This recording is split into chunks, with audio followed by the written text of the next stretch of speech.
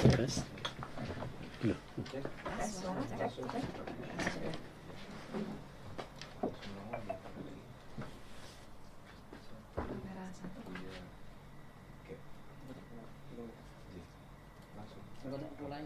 Bismillahirrahmanirrahim. Assalamualaikum warahmatullahi wabarakatuh.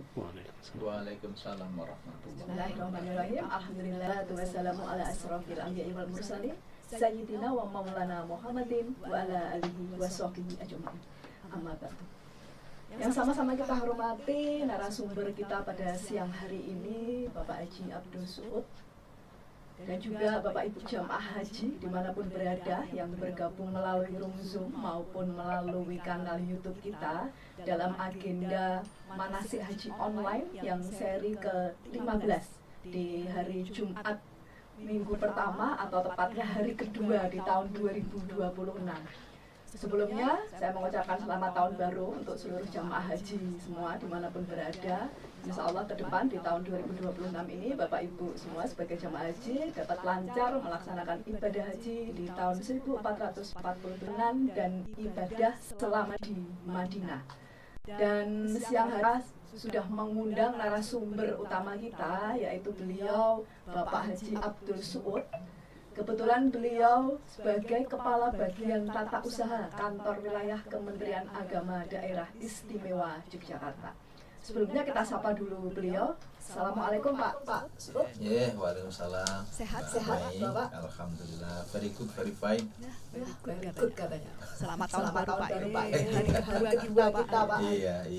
Hari pertama kita ngantor di tahun 2026 ya, sekaligus hari kedua di tahun 2026. Semoga di tahun baru ini semangat baru Pak. Terutama dalam melayani jamaah haji dimanapun berada, khususnya di daerah istimewa Yogyakarta. Bapak Ibu jamaah haji, beliau Pak Haji Abdul Suud selain sebagai Kepala Bagian Tata Usaha, beliau juga sudah banyak pengalaman dalam melayani jamaah haji, khususnya ketika beliau sebagai petugas haji yang sudah mulai tahun berapa Pak? 2015 sebagai ketua kloter ya Pak nggih. 2019 sebagai pembimbing ibadah kloter nggih. Luar biasa, beliau sudah banyak pengalaman dalam mendampingi jamaah haji sekalian. Bapak Ibu jamaah haji dimanapun berada, dalam materi siang hari ini layanan dan ibadah selama di Madinah, nanti kita bisa mendengarkan cerita dan juga materi dari Pak Suud yang sekaligus nanti juga kita bisa tanya jawab melalui Zoom, melalui chat di Zoom, dan nanti akan kita bahas bersama ya Pak Suud. Dan sebelumnya mungkin Pak Suud bisa menyapa dulu jamaah dan juga menyampaikan sedikit Pak. Terima kasih Pak. Baik, terima kasih Mbak Mei. Assalamualaikum warahmatullahi wabarakatuh. Alhamdulillahi nahmaduhu wa nasta'inuhu wa nastaghfiruh wa na'udzu billahi min syururi anfusina wa min sayyi'ati a'malina. May yahdihillahu fala mudilla lahu wa may yudlilhu fala hadiya lahu. Asyhadu an la ilaha illallah wahdahu la syarikalah wa asyhadu anna Muhammadan abduhu wa rasuluhu la nabiyya ba'dah. Allahumma sholli wa sallim wa barik ala nabiyil karim wa ala alihi wa ashabihi ajmain. Amma ba'du, yang kita muliakan calon-calon Duyufur Rahman, Bapak dan Ibu segenap calon jemaah haji, khususnya yang nanti insya Allah akan berangkat di tahun 2026. Dan tentu kegiatan hari ini tidak hanya diikuti oleh calon jemaah haji 2026, karena pelayanan bimbingan ibadah itu kan bimbingan sepanjang tahun, sehingga meskipun 27, 28 sudah bisa mengikuti kegiatan podcast yang diselenggarakan oleh bidang penyelenggaraan haji dan umroh, dan sekarang menjadi kanwil Kementerian Haji dan Umroh. Mbak Mei selaku host dan juga teman-teman sekalian yang ada di Kementerian Haji yang semuanya saya kami banggakan. Nah, Bapak dan Ibu sekalian yang kami hormati, nah tadi Mbak Mai mengatakan ini adalah hari pertama kita masuk di tahun 2026, betul. Tetapi juga demikian pula Bapak dan Ibu, nanti panjenengan itu menjadi sejarah yang akan dicatat dalam tinta emas bangsa Indonesia, karena jenengan nanti akan beribadah tidak lagi di bawah koordinasi Kementerian Agama, tapi langsung oleh Kementerian Haji dan umroh. Nah ini juga istimewa lagi gitu ya. Pengalaman pertama lagi. Nah, pengalaman pertama lagi Kementerian Haji dan Umroh menyelenggarakan ibadah haji. Nah ini sesuatu yang mungkin menjadi pembeda ya Bapak dan Ibu kemudian nanti yang ibadah tahun ini. Nah Bapak dan Ibu sekalian yang kami hormati, yang kedua keistimewaan panjenengan semua nanti seluruh jamaah haji DIY dan juga nanti di wilayah Kedu nanti berangkatnya tidak dari Donohudan, ya, kan gitu ya, tidak dari asrama haji Donohudan, tapi nanti panjenengan semua akan berangkat dari asrama haji by hotel, dan nanti panjenengan akan take off dari bandara milik kita, bandara kebanggaan DIY, yakni dari bandara Yogyakarta International Airport atau NIA. Nah ini juga sesuatu yang menjadi taruhan kita semua Bapak dan Ibu ya, menjadi taruhan kita semua ketika tahun ini 2026 pemberangkatan jamaah haji dari DIY dan wilayah Kedu itu tidak lagi dari Donohudan tetapi dari asrama haji yang kemudian nanti take off-nya dari bandara NIA. Nah ini tentu menjadikan kita kemudian merasa berbangga. Nah tapi di balik itu semua Bapak dan Ibu tentu yang paling utama yang kemudian hari menjadi mindset kita semua bahwa ibadah haji itu adalah sebagian besar, bahkan mungkin 80%, bahkan 90% itu adalah bagian dari panggilan Allah. Nah ini bagian dari panggilan Allah ya. Kenapa? Banyak yang kemudian sudah meniatkan tapi juga tidak jadi berangkat, sudah nabung, wah ya berangkat ada halangan dan seterusnya. Bahkan yang tidak disangka-sangka bisa kemudian berangkat itu juga banyak. Ini contoh ya, saya tahun 2019 itu nggak ada yang nyangka dia itu kan naik haji, tiba-tiba ada kuota tambahan, ya kan gitu, tiba-tiba ada kuota tambahan, jadilah dia naik, sampai kemudian nggak sempat kita melakukan bimbingan manasik, sampai sebegitunya. Mereka bersyukur banget, ternyata habis tahun itu, tahun 2020 off dari haji karena ada COVID kan gitu ya. 2 tahun off. 2 tahun off ya. Nah kayak gitu Pak ya. Teman saya juga demikian pula, dia nggak nyangka kalau kemudian tiba-tiba bisa berangkat haji karena apa namanya ada sesuatu dan dia naik. Artinya apa, yang seharusnya naik kemudian meninggal, kemudian dia menjadi pengganti ya. Pengganti. Apa istilahnya itu Mbak? Pelimpahan. Pelimpahan. Waris. Itu dia nggak pernah nyangka sama sekali. Dari keluarga kemudian disepakati dia yang menggantikan itu. Nah kayak gini ya. Itu kalau kemudian nggak dari apa namanya panggilan Allah nggak akan bisa. Meskipun itu mungkin hanya 1-2, tetapi lebih banyak kemudian juga demikian pula Bapak dan Ibu. Meskipun kita naik, kalau kemudian niatan kita itu tidak benar, atau mungkin kita menyiapkan dirinya itu tidak baik, di sana itu tidak bisa melaksanakan ibadah haji meskipun sudah di tanah suci. Ada saja halangan itu. Nah ini yang kemudian harus kita bangun mindset kita Bapak dan Ibu, yang pertama itu ya. Jadi kita membangun mindset bahwa melaksanakan ibadah haji ini panggilan dari Allah, kita syukuri dan kemudian kita menyiapkan diri sebaik-baiknya. Nah yang kedua Bapak dan Ibu, mungkin yang ketiga ya, keunggulan kita yang ketiga nanti, insya Allah kita itu nanti DIY itu akan menempati atau mendapatkan, karena kita itu sendiri Pak Bu ya, artinya kita itu nanti dari embarkasi sendiri, maka kita nanti itu masuk gelombang 1 ya. Nah ini kan ketiga nih, indahnya haji tahun 2006 ini ada 3 ini ya. Jadi itu gelombang 1, tidak lagi gelombang 2. Ada perbedaan nanti Bapak dan Ibu ya, dan saya yakin Bapak dan Ibu sudah mendapatkan penjelasan ini atau kemudian paling tidak sudah mendengar ya apa beda gelombang 1 dan gelombang 2. Tetapi yang ingin saya sampaikan bahwa kita tahun ini Sudah 3 tahun Pak, kita gelombang 2 terus. Harus kita kan gelombang 2. Ini kita biasanya kan kita gelombang 2 ya, sudah mepet dengan puncak haji kita baru berangkat itu. Termasuk saya dulu, saya itu tinggal 3 hari dari puncak ibadah haji, saya baru datang di Mekah itu. Sudah roditnya itu luar biasa di sana itu. Nah kita besok karena kita bandara mandiri, bandara NIA, maka kita bisa menjadi gelombang 1.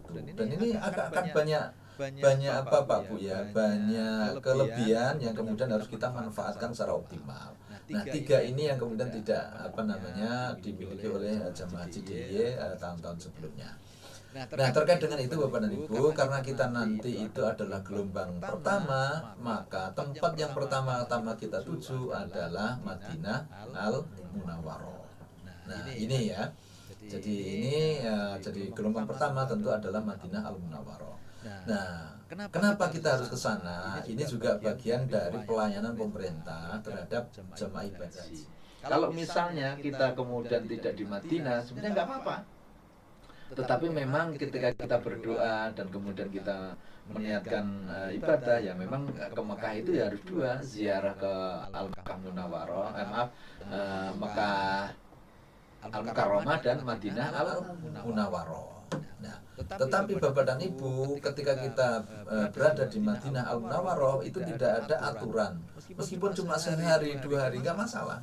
Tetapi bagi kita jamaah haji Indonesia itu sampai kemudian kita bisa menyelesaikan bukan ibadah wajib, bukan bagian dari rangkaian ibadah haji, tetapi kita bisa menyelesaikan apa yang kemudian menjadi salah satu hadis Nabi untuk di sana melaksanakan ibadah sunnah wajib sebanyak 40 waktu tanpa terhenti, yang kita biasa diistilahkan dengan arba'in. Nah, sesungguhnya ini arba'in itu sekali lagi Bapak dan Ibu bukan bagian dari rangkaian ibadah haji, tetapi bagian dari pelayanan pemerintah kepada jamaah haji Indonesia yang karena memang sangat besar sehingga kemudian waktu yang ada, waktu yang terbatas, jadwal yang sangat padat sehingga kemudian harus dihitung-hitung, kemudian ada kita melaksanakan ibadah di atau ziarah di Madinah Al-Munawwarah. Nah, ini yang keempat Bapak dan Ibu. Yang kelima Bapak dan Ibu, bahwa ketika kita nanti melaksanakan ibadah di Madinah Al-Munawwarah, yang paling utama itu adalah melaksanakan sholat arba'in tadi itu. Ya, melaksanakan sholat arba'in itu. Dan untuk itu Bapak dan Ibu ada beberapa pesan yang ingin saya sampaikan. Yang pertama Bapak dan Ibu, karena itu bukan syarat atau bukan masuk rukun atau wajibnya haji, maka bagi Bapak dan Ibu yang kemudian mungkin berhalangan, tidak usah kecewa, tidak usah kemudian haji saya enggak sempurna, haji saya enggak lengkap, itu jangan ya, karena itu bukan bagian dari syarat rukun atau wajibnya haji, itu hanya sunnah mahdoh aja ya. Sunnah mahdoh ini mindset yang harus kita bangun Pak Bu ya. Nah, kenapa kadang-kadang ketika kita itu sudah memikirkan bahwa saya kapan lagi kalau tidak hari ini saya, memang iya benar, ketika kita ibaratnya hari ini kita bisa sampai di Madinah Mbak Mei ya, memang kita upayakan, tetapi sekali lagi bagi yang kemudian ada halangan, ya kemudian jangan kemudian kita berkecil hati merasa bahwa ibadah kita tidak lengkap, bahwa ibadah kita tidak sempurna. Tidak ya, jadi tetap sempurna, karena yang utama itu adalah nanti di Mekah, rangkaian ibadah haji itu yang utama. Ini adalah partai tambahan ya, partai tambahan. Nah, sehingga Bapak dan Ibu ketika bonus. Nah, ketika mindset kita sudah begitu Bapak dan Ibu, maka kemudian kita akan menjadi nyaman. Nyamannya apa? Nggak usah kemungsu Pak ya. Jadi orang itu sudah di sana biasanya orang mikir ke kelompok iki piye, pokoknya sempetnya wah, apalagi kalau kemudian datang di Madinah itu mendekati waktu sholat gitu ya. Itu biasanya sudah penting perang-perung cepet-cepetan ke masjid. Mbok kancane sak rombongan sak regu iki piye urusan. Sing penting wis wayahe iki udah eman-eman. Nah, kadang kopernya berseret.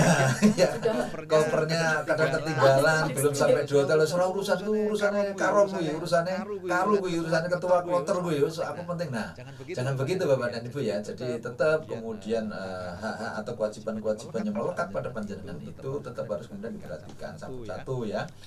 Jangan kemudian karena menomorduakan itu kemudian melupakan kewajiban-kewajiban misalnya nanti terhadap barang-barang bawaan panjenengan. Kan Bapak dan Ibu sekalian, kenapa ini penting saya sampaikan di awal? Di Madinah itu hotelnya itu kecil-kecil Pak. Ya, satu kloter itu jarang yang kemudian bisa mendapatkan satu hotel penuh. Ya, bisa mendapatkan satu hotel penuh. Bisa jadi itu 2 sampai 3 hotel. Nah, rata-rata itu 2 hotel itu. Ya, rata-rata 2 hotel, sehingga sangat sering terjadi bawaan kita itu koper besar yang kemudian itu masuk di bagasi. Kalau kemudian rentengan itu kan jelas mengikuti kita kan, tapi koper besar itu kadang ada salah penempatan, kudunya misal di hotel A ke bawah ke hotel B. Nah kan gitu ya. Atau kemudian nanti jaraknya terlalu jauh juga sering. Meskipun kita sudah berupaya ya agar kemudian jaraknya satu blok lah biar gitu, tapi kadang-kadang juga terpisah jauh. Nah, sehingga kemudian kita bloke barang kita, aku titip nang kene wae. Nah, ketika kita titipkan di tempat hotel A sementara kita di hotel C, besok kita keberatan akan mengambil itu. Karena apa? Harus biaya sendiri.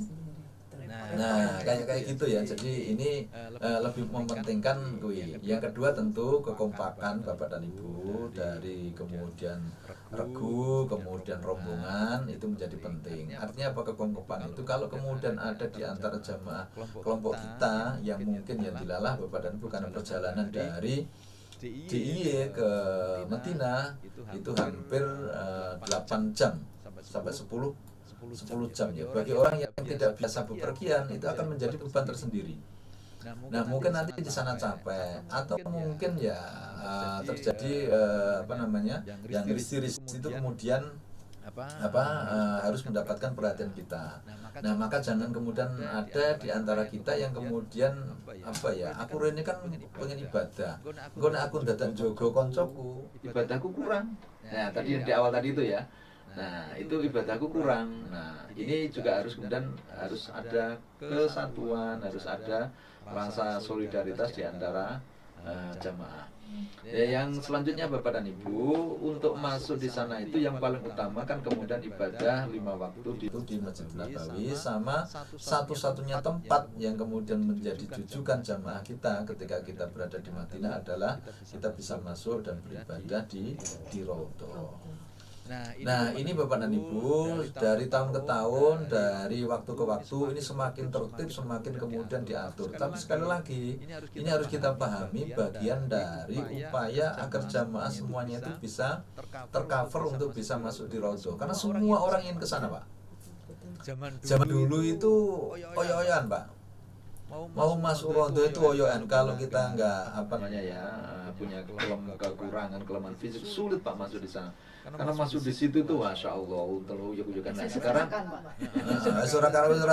dan itu sudah tidak peduli lagi, pokoknya yang penting aku bisa masukkan gitu. Nah, sekarang sudah ada aturan baru, sudah kemudian ditata dijaga oleh askar, ada aturan baku di sana. Semua yang masuk di situ harus menggunakan tanda masuk yang biasa diistilahkan dengan tasreh. Nah, siapapun yang tidak memiliki tasreh berarti tidak akan bisa diperkenankan oleh askar untuk masuk di Raudhah. Nah, maka ini Bapak dan Ibu, ada di satu sisi ini adalah jaminan bahwa semua orang nanti punya kesempatan yang sama. Kenapa? Nanti zamannya diatur masuknya itu tidak lagi kalau dulu itu pokoknya siapa cepat dia dapat. Nah, itu kan bongkung tidak itu kan serakar-karan gitu. Bahkan ada yang kemudian masih jam 1 waktu Arab itu sudah ke sana, Pak. Karena jaga nih begitu dibuka langsung masuk. Setelah adzan pertama langsung. Nah, kayak gitu, Pak. Jadi dulu itu masya Allah oyo-oyan masuk. Nah, jadi sekarang ada seperti itu. Dan juga bagi wanita Bapak dan Ibu, dulu wanita itu dari Raudhah itu masuknya di sebelah kiri, Pak. Iya Bu, jadi kalau yang pernah umroh atau kemudian pernah haji sebelum tahun ini ya, itu dulu jamaah putri itu masuknya di pintu paling ujung sebelah kiri, di dekat itu makam sebelah Masjid Nabawi itu, Mbak. Kan di situ itu pintu masuknya jamaah wanita, dan itu tidak boleh masuk Raudhah yang asli, Pak. Ya, jadi itu hanya Raudhah yang di samping aja sebelah belakang itu. Jadi misalnya Raudhah utama kan dia di sebelah belakang sini di Raudhah itu. Nah, sekarang Bapak dan Ibu, sekarang boleh tapi dibagi ya. Misalnya nanti yang untuk siang itu adalah Bapak Ibu, nanti untuk sore sampai malam itu adalah Bapak-bapak. Nah, jadi ini juga Bu, bagian dari pelayanan yang diberikan oleh pemerintah Arab Saudi terhadap kenyanan dan pelayanan ibadah haji. Masuknya melalui makam baki. Nah, makam baki itu keluarnya kan nanti di ujung itu. Nah, jadi ini Bapak dan Ibu, karena tadi itu, jadi nanti jenengan kloter-kloter yang ada itu kemudian semua punya kesempatan. Kalau dulu karena desek-desekan siapa cepat dia dapat, boleh jadi mungkin tiap hari bisa masuk Raudhah. Tapi sekarang dengan adanya aturan baru, kemudian siapapun yang kemudian tidak ada tasrih tidak bisa masuk, dan itu juga nanti akan ditandai ini sudah, ini belum, itu kan nanti ketahuan. Ya, nanti ketahuan. Jadi semua akan ada kesempatan.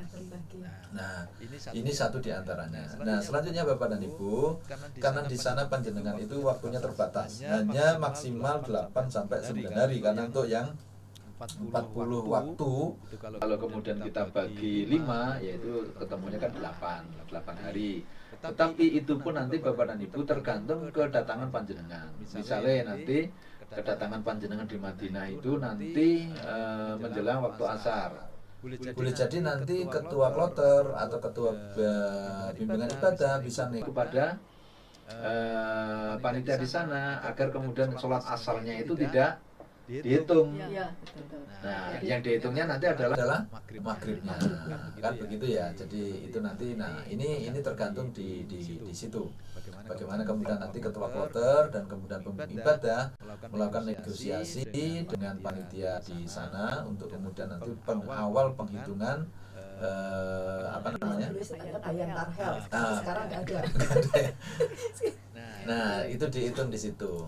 Nah, selanjutnya Bapak dan Ibu, untuk kenyamanan Bapak dan Ibu nanti selama ada di Madinah, itu ada beberapa hal yang menurut saya yang sangat krusial untuk kemudian nanti menjadi perhatian seluruh jamaah haji di Indonesia. Nah, yang pertama Bapak dan Ibu adalah soal kelengkapan hotel ya. Tadi sudah saya bilang, nanti hotel kita itu kemudian boleh jadi dan sangat mungkin 90% itu tidak bisa satu hotel. Dan hotel di sana itu kecil-kecil dan waktu kita terbatas Bapak dan Ibu, sehingga dalam satu hotel itu mungkin nanti ada kloter yang lain sudah ada lebih dulu di sana, berapa regu di sana, berapa rombongan, nanti ganti lagi dan seterusnya begitu sampai nanti di akhir haji. Harus siap terpecah ya Pak ya. Oh, harus siap itu, harus siap terpecah itu. Rombongan satu dengan rombongan dua udah harus terpecah.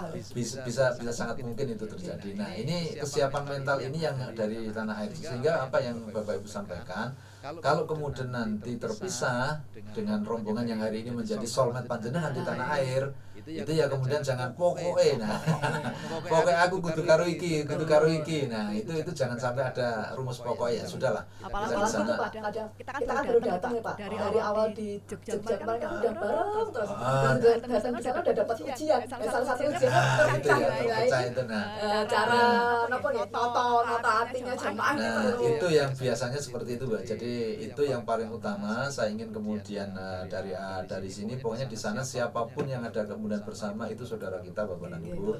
Pokoknya berangkat bareng, sedapat mungkin juga pulang bareng.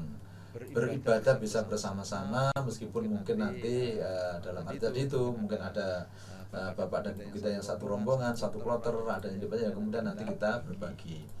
Nah, yang kedua Bapak dan Ibu, makan dan minum panjenengan di sana full ditanggung oleh negara, dalam arti dari BPIH yang Bapak Ibu bayarkan. Tidak perlu nanti Bapak Ibu apa ya istilahnya membawa makanan sendiri, karena jadi di sana Bapak dan Ibu sangat berbeda dengan di Mekah Pak Bu ya.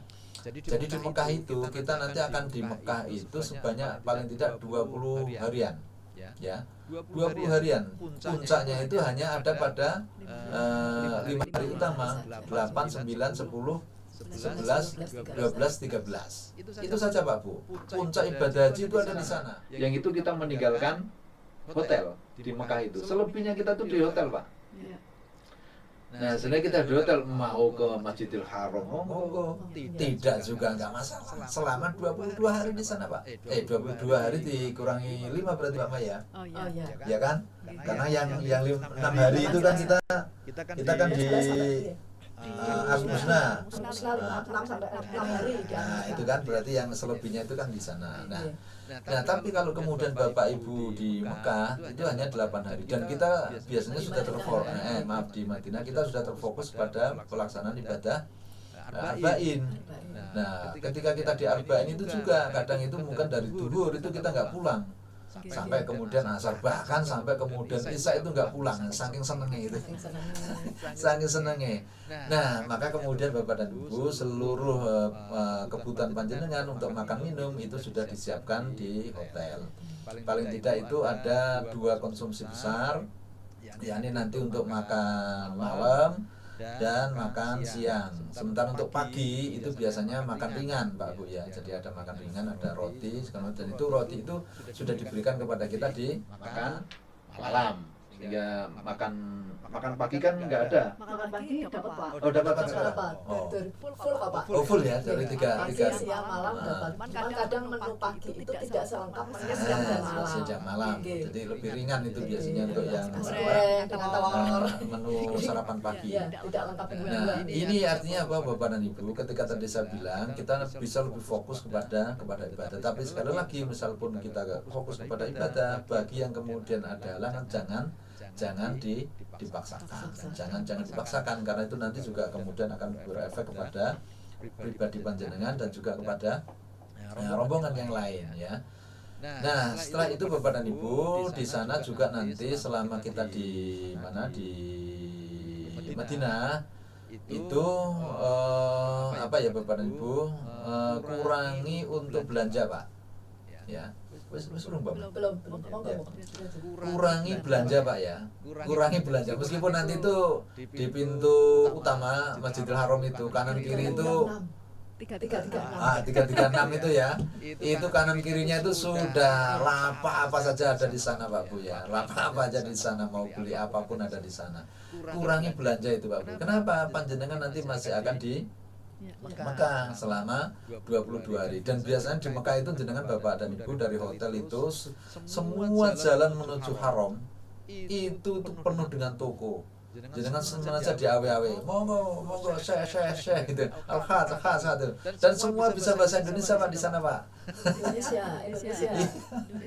Jadi penjual di sana itu kalau ada orang Indonesia datang itu senang minta ampun, mesti beli masalahnya. Kalau beli tidak hanya satu. Mesti gampang digodang beli Pak. Gampang digodang untuk beli. Saya Bapak dan Ibu waktu jadi ketua kloter itu di bandara Madinah, bandara Mekah ya. Madinah. Yang terakhir itu. Madinah apa Mekah ya? Jeddah pokoknya ya. Jadi itu ya. Gelombang 1. Nah, itu saya heran itu. Kenapa Bapak dan Ibu? Ada ibu-ibu dari Madura itu, logatnya saya tahu itu. Nah, jadi bajunya ini Pak Bu, kudu banget. Ternyata rangkep 5 Pak. Di atasnya di sini nyunggi, ini ransel, ini kanan kirinya nih. Strategi. Mengurangi beban koper yang dipakai semua. Jadi kanan kirinya itu bawa tas, di punggung ini ada ransel, di kepalanya ini ada lagi tasnya itu Pak. Nah, orang Madura mungkin nggak tahu ya nih, ya orang Jawa ini bukan terasa ya. Cuma saya itu lihat itu tuh terus dodol, masya Allah gitu. Jadi kembali ke tadi ya, jadi kita di Madinah cuma 8 hari. Sementara jenengan nanti karena gelombang 1 Bapak dan Ibu, gelombang 1, maka nanti kan akan finish itu ada di Madinah selama 22 hari. Kalau jenengan nanti sudah bawa banyak barang dari Madinah, besok pulang itu akan kesulitan karena jenengan nanti kalau tidak tahan dengan rayuan para penjual di Mekah, wah sudah itu jenengan harus kemudian bikin kargo sendiri itu nanti itu ya. Bikin kargo sendiri. Nah, itu juga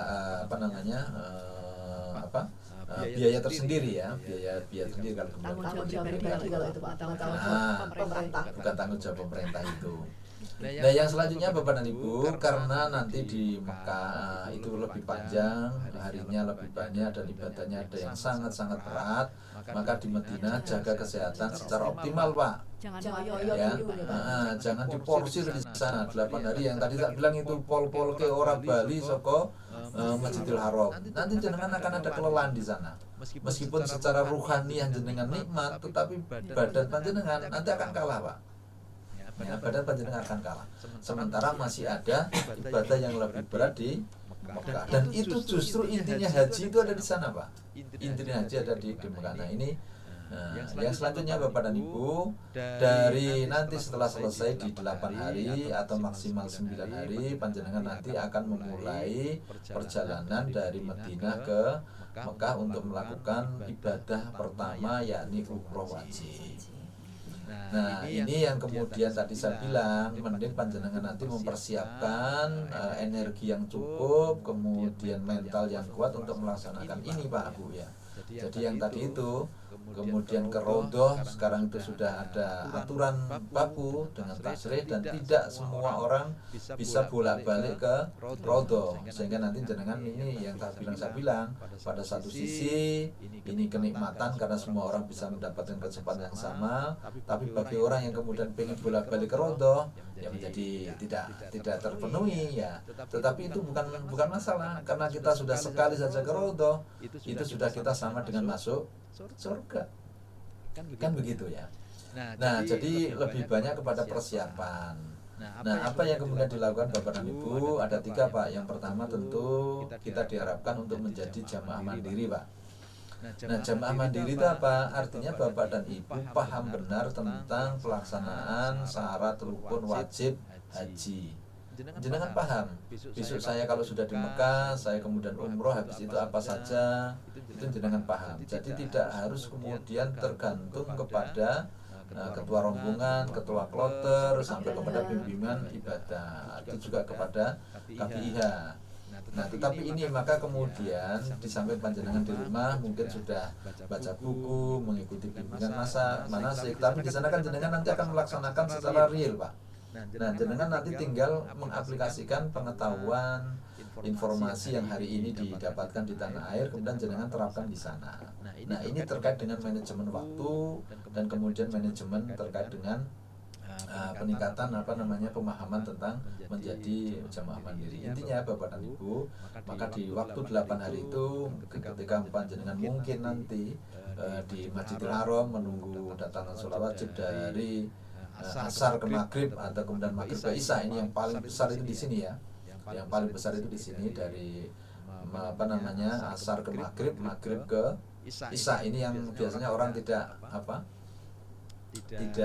mau pulang gitu ya, tidak mau pulang itu kalau zuhur kan itu ya. Nah, ini kemudian jenengan tidak saja di sana mungkin baca Quran otomatis, tapi juga kemudian nanti jenengan baca tentang terkaitan dengan ibadah-ibadah yang kemudian jenengan harus dilakukan nanti di Mekah itu ya. Nah, yang kedua Bapak dan Ibu sekalian, ketika nanti panjenengan selesai itu kemudian nanti jenengan akan ke Mekah, dan itu perjalanan 6 jam naik bis ya, 6 jam naik bis, dan itu nanti akan terbagi di dalam beberapa bis. Nah, ini juga ujian pertama Pak Bu ya. Ujian kedua yang ujian pertama itu jenengan nanti ketika di Bandara Ama. Nah, secara normatif Bapak dan Ibu, jamaah haji itu satu rombongan satu bis ya, normatifnya kan begitu. Tetapi biasanya di sana itu tidak seperti itu. Dari harusnya itu 8 bis atau 9 bis dalam satu kloter, paling dikasih 5 atau 6. Ya itu cukup ke. Maka yang tadi saya bilang itu boleh jadi nanti ketika kemudian ternyata lebih besar ini ternyata di hotel A, sementara jenengan itu di hotel C, nah itu jadi kemudian nanti jadi masalah. Nah, yang kedua ketika jenengan nanti ujiannya yang kedua ketika nanti dari Madinah mau ke Mekah, itu juga demikian pula. Secara normatif yang kita minta kepada muasasah yang sekarang namanya syirkah. Nah, itu syarikah ya. Itu kan begitu, satu rombongan satu bis. Tetapi di sana mesti pokoknya satu bis dipenuhi. Engkau bisa terbagi antara rombongan satu, terus seperempatnya lagi dari rombongan dua, dan begitu saja. Karena pokoknya kita campur. Yang penting makan, yang penting kemudian bis penuh dan berangkat. Ya, meskipun tetap nanti karena di sana ada paspor yang kemudian harus kita hitung ya. Nah, tetapi ini adalah bagian dari kondisi yang kemudian secara fisik harus kemudian kita sampaikan kepada panjenengan agar kemudian ketika memang ini terjadi, jenengan tidak kaget dan jenengan kemudian sudah siap secara fisik dan mental. Nah, yang selanjutnya Bapak dan Ibu, nah, ketika nanti jenengan akan berangkat dari Madinah ke Mekah karena untuk melaksanakan ibadah umroh, maka di sana jenengan nanti sudah menggunakan pakaian ihram. Nah, pakaian ihram.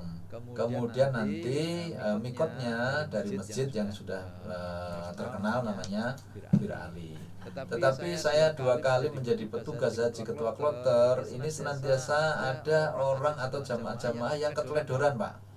Dilala, saya 2 kali itu semuanya ada problem ya. Semuanya ada problem. Saya jamaah yang pertama 2015 itu bis 2 bis itu ngadet Pak. Kalau diet-diet, iya macet. Termasuk bis saya itu tiap kali ada rest area Mbak, itu harus berhenti karena harus ngisi air radiator karena air radiatornya itu jebol itu. Nah di situ Bapak dan Ibu tanpa sengaja ada tanpa sadar ya Bapak dan Ibu. Kemudian kan bisnya berhenti di rest area. Nah kemudian pada ke toilet dan macam-macam. Tapi yang terjadi Pak Bu, ini menggunakan topi. Melanggar larangan. Nah, ini kan nggak boleh ketika umroh. Ini nggak sengaja dia, tanpa kayak refleks gitu loh. Nah, refleks kan gitu ya. Jadi ketika dari bis kemudian mau jalan ke mana? Ke toilet itu kan, juga panas itu kan. Nah, itu nggak boleh ya. Itu tuh nggak boleh.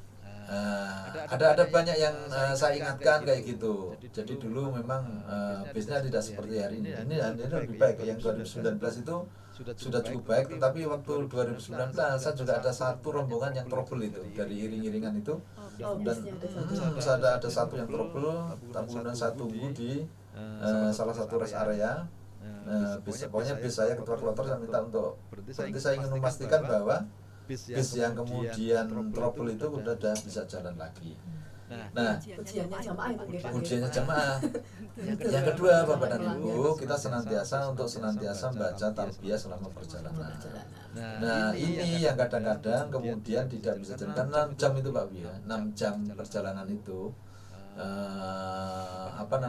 Sering banyak digunakan tuh ngobrol itulah. Ngobrol yang nggak penting. Ngobrol supaya kayak orang ibadah, padahal di situ panjenengan itu sudah menggunakan pakaian ihram. Maka di situ kan kemudian meskipun tidak ada jidal, tapi kan kemudian rofas.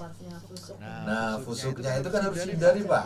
Ya, harus kita hindari semua. Sehingga ya mending jenengan nanti baca Quran atau tidur atau apalah daripada kemudian gitu. Itu yang senantiasa saya ingatkan itu Bapak dan Ibu, silakan ngobrol tapi ya ingat ini jenengan itu menggunakan pakaian ikram. Semua larangan dengan ikram itu harus dijaga. Nah karena 6 jam itu Pak Bu ya, jadi itu cukup panjang itu ya, perjalanan 6 jam itu. Itu beda kalau kemudian kalau jamaah kloter terakhir atau gelombang dari tanah air kan sudah pakai ikram, tapi kan di pesawat itu mau podo ayam di sana itu malah podo tidur. Saya itu lebih banyak tidur kalau di pesawat itu, takut dia terkena. Nah tetapi kalau di bis itu kok saya lihat mereka itu lebih banyak ngobrol macam-macam itu ya. Nah ini kan tentu mengurangi kekhidmatan atau kekhusyuan atau kemudian pahala beribadah karena panjenengan sudah menggunakan pakaian ihram. Beda kalau kemudian alur haji. Beda kalau kemudian jenengan misalnya itu dari gelombang 2. Kalau gelombang 2 itu kan dari Mekah selesai ke Madinah dan itu tidak menggunakan pakaian ihram. Nah, kemudian santai itu bawa Arab Gojek kan Arab apa enggak masalah. Tapi ketika ini dari Madinah ke Mekah, posisi panjenengan sudah menggunakan pakaian ihram dan itu tentu semua larangan terkait dengan ihram itu kemudian harus dijaga. Dan karena kondisi panjang, perjalanan panjang itu kadang orang tidak sadar melakukan larangan-larangan yang tidak boleh dilakukan selama menggunakan ihram. Pak, mohon ya. kita jawab beberapa pertanyaan dulu nggih. Oke. Sudah lumayan banyak ini yang bertanya. Yang pertama saya coba menjawab pertanyaan dari Mas Tisnan. Assalamualaikum. Kira-kira jamaah haji DIY keberangkatan dari YIA nanti akan ke Madinah dulu atau ke Mekah? Jadi dijawab. Kemungkinan besar kita ke Madinah dulu untuk kloter DIY gelombang 1. Terus yang kedua pertanyaan dari Dr. Andes Kasman Rafasia. Ini Pak Kasman ini mana ini? Paling aktif setiap Jumat pasti bertanya ini. Ini bertanya atau menguji kita ini Pak? Ini nih Pak Kasman menguji nih Mbak. Enggak ya menguji. Belas ini Pak Kasman mana orangnya? Oke itu tertawa itu. Oh. Luar biasa. Gimana Pak Kasman? Luar biasa gitu ya? Arba'in di Madinah itu tidak wajib kan, hajinya tetap syah gitu kan ya. Nah, mungkin Bapak. Baik, yang terakhir itu ya. Jadi ini Pak Kasman sudah jelas Pak Kasman ya. Jadi memang itu hajinya tetap sah karena itu bukan masuk dari rukun atau kemudian wajib haji. Yang utama itu haji itu hanya di wukuf di Arafah, kemudian nanti mabit di Mina, kemudian nanti tawaf ya, sa'i, kemudian tahalul itu yang utama di sana. Itu yang tadi saya bilang 6 hari itu intinya ibadah haji itu hanya itu. Selebihnya adalah bonus Pak. Nah bonus itu yang tadi saya bilang kita manfaatkan seoptimal mungkin, tetapi ojo kemudian kemaruk ya, kemaruk kebablasan itu. Nah yang kedua terkait dengan apa tadi itu Pak, dengan identitas diri ini tasreh. Ini berikutnya Pak, ini dari Bu Sri Purwanti. Assalamualaikum. Tasreh itu berbayar apa cukup menunjukkan identitas aja Pak? Nah itu nanti tasreh itu akan dikelola oleh ketua kloter. Jadi itu nanti tidak ada pembayaran Bu ya. Jadi itu bagian dari jadi itu bagian dari pelayanan pemerintah. Jadi itu sudah biaya. Kalau misalnya ada biaya, yang membiayai adalah panjenengan, tetapi bukan panjenengan secara person, tetapi oleh sistem. Ya, jadi oleh sistem, semisal jenengan nanti dapat gelang, jenengan nanti kemudian dapat tas, itu kan sudah bagian dari sistem, karena nanti bagian dari penggunaan BPIH itu sudah include di situ. Itu tetap berbayar Pak Bu, ya. Jadi untuk tasreh itu pengurusan itu berbayar, tetapi jenengan tidak berbayar secara mandiri, tapi itu sudah langsung on the spot, sudah sistem ya. Sudah termasuk dalam. Pak Kasmat takon meneh yo apa meneh iki? Untuk jamaah haji masuk raudhah bisa dipandu pemerintah Kak. Sama atasnya tadi Pak. Untuk masuk berikutnya bisa sendiri, masuk lewat tasreh. Nah, yang berikutnya sudah tidak pakai tasreh ya Pak ya, tapi menggunakan aplikasi nusuk gitu. Baik, Bu Wuryanti, untuk jamaah haji cadangan mendapat kepastian keputusan berangkat atau tidak itu tanggal berapa ya? Nah, ini Mbak Mai yang ngerti nih.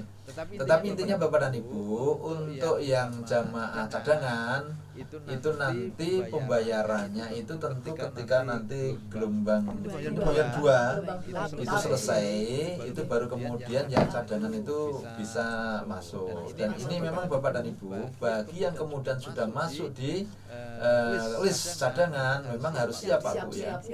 Harus siap-siap karena ada 2, 1 waktunya itu sangat mepet Pak.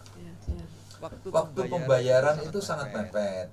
Yang kedua, yang paling utama dari itu semua, panjenengan harus lolos namanya istitoah kesehatan. Nah ini yang sangat-sangat krusial sekarang itu di situ itu Pak Bu ya. Jadi meskipun jenengan itu secara normatif bisa memenuhi BPIH atau dulu namanya ONH, tetapi ketika kemudian jenengan tidak dalam posisi istitoah kesehatannya lulus, itu juga akan kesulitan. Nah, maka oleh karena itu Bapak dan Ibu, ketika jenengan masuk di list cadangan, ada 2 hal yang tadi saya bilang itu. Yang pertama jaga kesehatan Pak. Jaga kesehatan, meskipun tadi itu di awal saya bilang haji itu diantaranya kan panggilan Allah, enggak. Saya juga ingat-ingat ya, ada banyak juga cerita, tapi ini bukan kemudian apa ya, saya hanya ingin menyampaikan bahwa ketika mungkin di dari tanah air itu rodo nggak sehat, tapi di sana malah sehat. Ada juga yang di sini tuh sehatnya luar biasa, di sana jadi nggak sehat itu juga banyak gitu loh. Nah, sekali lagi Bapak dan Ibu yang sudah masuk cadangan, ada 2 yang tadi. 1, jaga kesehatan karena itu istitoah itu menjadi penting Pak. Yang kedua juga harus ready Pak. Ketika tiba-tiba nanti jenengan masuk, biasanya itu hanya 2-3 hari maksimal, itu sudah harus lunas. Ketika tidak, sudah nanti turun ke porsi berikutnya. Suratno. Mungkin saya ingin menambahkan Pak yang tadi terkait kepastian tadi ya. Cadangan Jadi pelunasan tahap kedua itu dimulai tanggal 2 sampai 9 Januari ini, yang di situ termasuk untuk cadangan Pak, untuk porsi cadangan. Selain jamaah yang gagal sistem di tahap pertama, pendamping lansia, disabilitas dan pendampingnya, terpisah mahram atau keluarga, dan yang berikutnya cadangan. Jadi cadangan urut berikutnya diberikan kesempatan pelunasan pada tahap kedua, yaitu mulai tanggal 2 hari ini sampai dengan tanggal 9 Januari. Jadi jamaah haji yang kemarin sudah masuk dalam kelompok cadangan harus siap-siap ini Pak, sampai 9 hari depan. Kalau dipanggil nanti otomatis berhak melunasi. Ya. Oke. Sudah ya dipahami ya. Pak Suranto Pakualaman terkait dengan koper. Dan kalau permasalahan kopernya sebetulnya unik ya Pak ya. Kita sebagai petugas sudah berusaha maksimal. Sampai ditanyai gitu, dilalai gitu Pak. Dilalai ada koper yang mungkin tertukar di kloter lain dan mungkin tertukar di hotel lain. Nah itu memang di luar rencana gitu. Baik Bapak dan Ibu ya. Ini saya nggak ngerti ya Pak Suranto Pakualaman ini sudah pernah haji belum, tetapi paling tidak Bapak dan Ibu mendengar sebuah masalah. Jadi untuk koper ini memang ya gampang-gampang susah ya. Yang pertama kita sudah melakukan Pak Bu ya, persiapan. Artinya gini, semua koper itu nanti kan ada tulisannya Pak. Ini koper kloter berapa, kemudian nanti namanya di situ ada, kemudian sampai dengan nomor porsi itu ada semua, sampai di situ. Pokoknya itu sebetulnya kalau kita baca itu nanti cuma Bapak dan Ibu ketika kemudian nanti dari bandara itu kan diturunkan dari bagasi pesawat. Nah, porter yang ada di sana itu yang kadang-kadang itu tadi ketika di Madinah Bapak dan Ibu, hotel kita itu kan berpisah-pisah.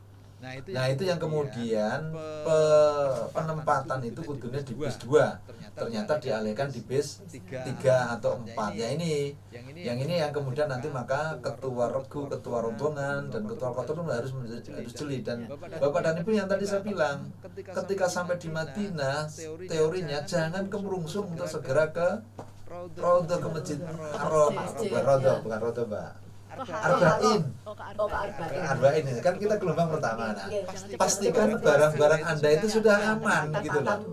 Ketemu dulu lah. Nah, gitu. Oh, ternyata ini misal ketua regunya, dan jangan membebani ketua regu yang tadi saya bilang itu. Wah, iki gue suruhannya ketua regu, ketua kloter, supaya aku tekan kene ya segera ke jangan gitu ya. Jadi tadi awal tadi saya bilang ya, ketika sampai di sana pastikan bahwa semua yang menjadi milik panjenengan itu sudah aman. Ya ketika kemudian ternyata koper saya kok enggak, segera nanti koordinasi dengan Karom nanti kepada Karu kemudian Karom sampai ketua kloter. Nah itu ini di mana? ke Sinsal di sana. Nanti harus kemudian ada harus ada negosiasi. Saya nggak tahu ya Pak Kasmat dengan saya tahun berapa Pak? 19 atau 15 Pak? 19 ya dengan enggak ya.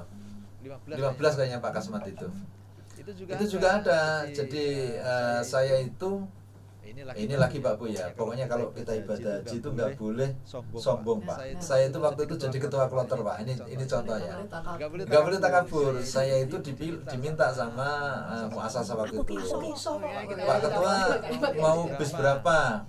Saya bilang saya mau bis pertama. Kenapa? Karena bis pertama itu nanti datang di Medina, di Sidiwi, di hotel. Saya bisa nanti ngatur pembagian kamar dan macam-macam. Ternyata saya itu justru bisnya itu terakhir datang. Nah setelah di sana ternyata juga gitu, kita 3 hotel sama bis itu semua ditaruh di hotel pertama.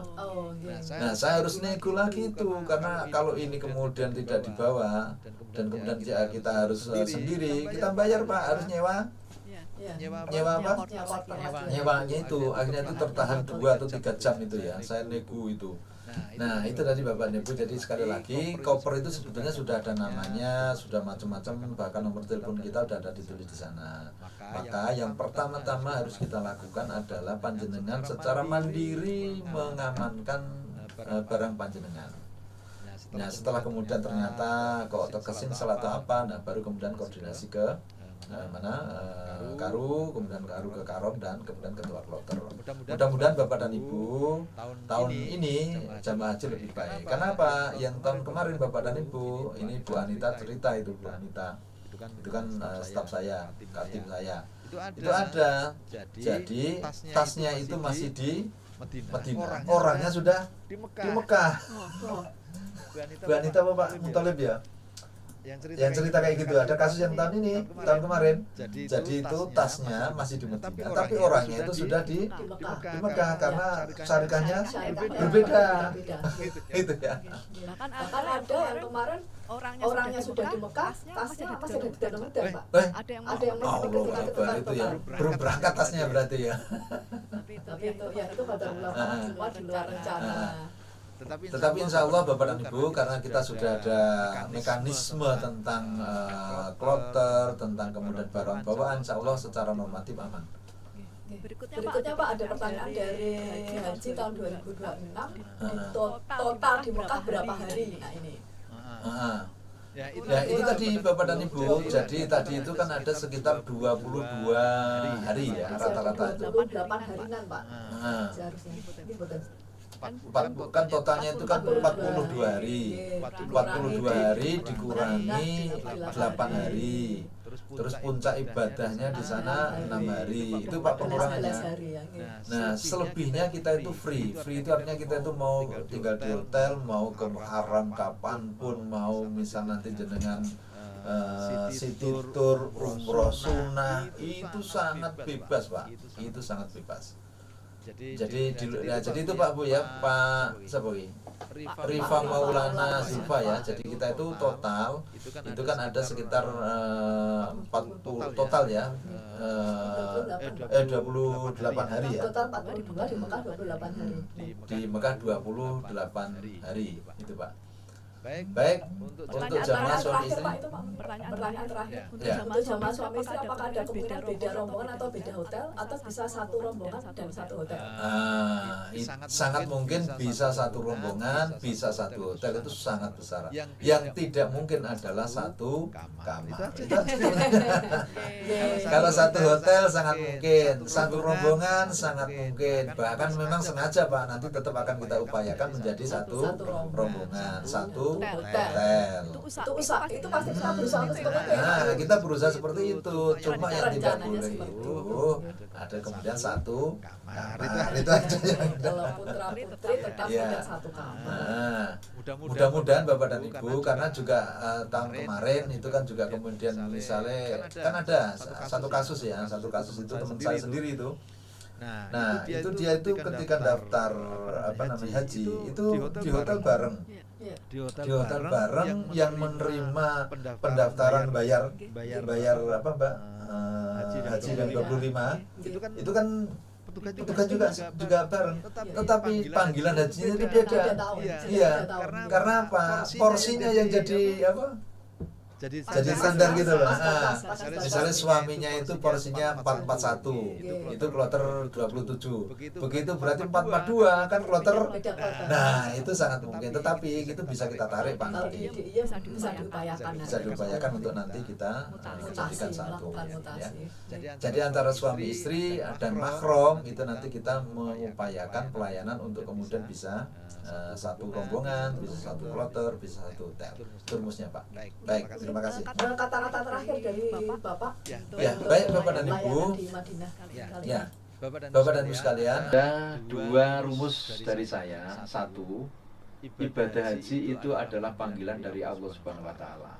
Ya, kan firman-Nya itu kan kita itu dipanggil. Maka kemudian kita bahasa kita kan apa ketika labbaik Allahumma labbaik. Itu Pak. Jadi ini adalah panggilan dari Allah, maka kemudian jenengan harus mempersiapkan diri. Tidak semua orang itu kemudian panggilan haji itu sudah disampaikan sejak Nabi Adam, kemudian diulang lagi itu Nabi Nuh. Nah, akhirnya kita kemudian mendapatkan panggilan, maka kita siapkan dengan labbaik Allahumma labbaik. Ya Allah, aku penuhi panggilanmu. Nah, ini Pak. Jadi panjenengan di sana itu memenuhi panggilan Allah. Maka niatkan memang benar-benar jenengan itu memenuhi panggilan Allah, sehingga jangan kemudian mikir sesuatu aku mulai gawe oleh-oleh apa anakku narati toko keolah. Jangan. Ya, jangan itu. Itu mesti akan ada nanti ya. Itu yang pertama. Yang kedua Bapak dan Ibu, sukses dan tidaknya, mabrur dan tidaknya itu kembali kepada panjenengan. Ketika panjenengan sudah labbaik Allahumma labbaik, tetapi di situ ada proses Pak. ada proses, ada ibadah yang kemudian melibatkan panjenengan. Nah, itu panjenengan yang akan menentukan haji saya mabrur atau tidak, bukan kemudian nanti istilahnya apa panitia atau kemudian pemerintah. Tapi itu meskipun mungkin fasilitas sangat memadai, kita nyaman, enak, tapi kalau kemudian tidak jenengan labbaik Allahumma labbaik tadi itu benar-benar, itu juga nggak akan sampai kepada predikat mabrur. Nah, mabrur itu nanti akan dilihat efek setelah haji. Tapi itu akan dimulai dari proses panjenengan labbaik tadi itu. Jadi mulai labbaik sampai nanti pulang itu satu proses, Pak, satu kesatuan, dan itu memerlukan satu kesiapan mental yang prima. Mungkin itu, Mbak Mei. Terima kasih Pak Suud, luar biasa materi yang disampaikan oleh Pak Suud dalam manasik haji online kita kali ini di seri ke-15. Semoga apa yang disampaikan Pak Suud tadi menambah ilmu jamaah haji semua yang mengikuti manasik kali ini, baik ilmu dan juga menambah keimanan dan ketakwaan gitu Pak. Karena takwa sebagai bekal utama Bapak Ibu dalam menjalankan ibadah haji. Dan kami juga mendoakan Bapak Ibu dalam proses perjalanan haji nanti lancar hingga tiba waktunya keberangkatan, dan juga lancar juga perjalanan ibadah hajinya sehingga memperoleh predikat haji dan hajah yang mabrur. Amin Allahumma amin. Dari kami di sesi manasik haji seri ke-15 ini kita cukupkan sekian, dan sampai bertemu kembali di Jumat depan dalam Bimsik Manasik Haji Online seri berikutnya. Terima kasih. Akhirul kalam. Wabillahi taufiq wal hidayah. Wallahu muwaffiq ila aqwamit thoriq. Wassalamualaikum warahmatullahi wabarakatuh. Waalaikumsalam. Udah, oke, tak langsungan ya. Nyebut Pak tadi. Nah, Mas Bima wis nili irene. Antek darurat ya. Iya. Makasih.